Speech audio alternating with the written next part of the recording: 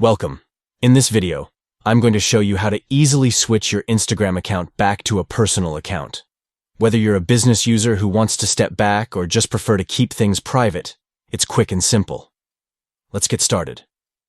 First, open the Instagram app on your Android device.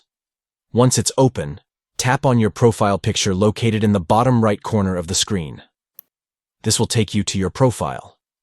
Now, you'll need to access the settings.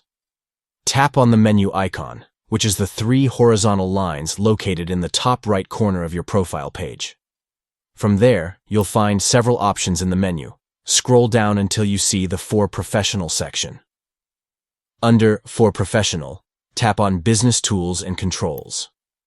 This section contains everything related to your account type and settings. Once you're in, look for the option that says Switch Account Type.